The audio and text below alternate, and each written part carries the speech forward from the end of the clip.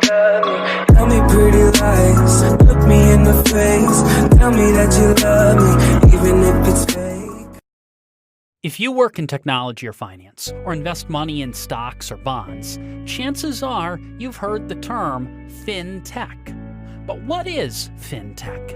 And how does it relate to artificial intelligence, blockchain, cryptocurrencies, and all of the other disruptions occurring in the financial field? In this course, we'll learn the answer to those questions and more.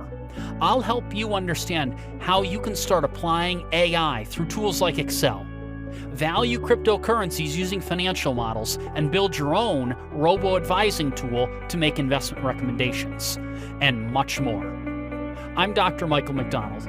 I'm a professor of finance, a Wall Street veteran, and a frequent industry consultant.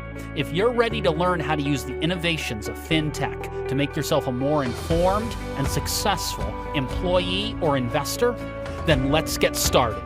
Perhaps no area of fintech gets talked about more these days than blockchain. But what is blockchain? Well, the answer is that blockchain is really just a 21st century version of a very old tool, a ledger book. If you ever had one of those old accounting-style ledgers, right, where you went through and you wrote one transaction or one item on each line, and you filled up a page for bookkeeping purposes, and then you flipped the page. Blockchain fulfills essentially the same function. The blockchain is a distributed, secure log file. What that means is that we've got many different people that can access this ledger book. The ledger book is protected by a super secure username and password, and it contains a complete record of every transaction that is ever recorded on the blockchain. Now, blockchain was first popularized as kind of the behind-the-scenes tool for Bitcoin, but the reality is that these days it's grown far beyond that. Blockchain underlies virtually every digital currency out there. Everything from Bitcoin and Litecoin to Ether, Ripple, Monero, etc. But you don't have to be interested in digital currencies to see the value in blockchain.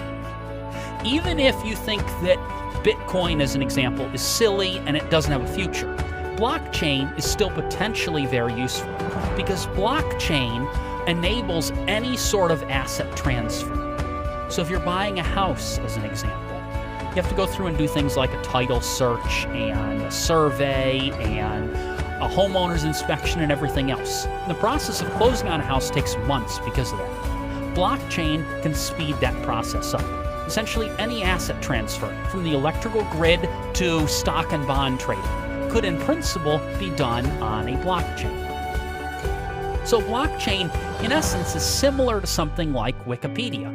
People can write entries into the blockchain system, and a community of users controls how that information is amended and updated. Blockchain just automates all of this to make it easier, faster, and simpler. Well, the process of keeping track of assets isn't unique to any particular area of the economy. It's a broad concern. And that's why there's so much discussion and so much excitement around blockchain.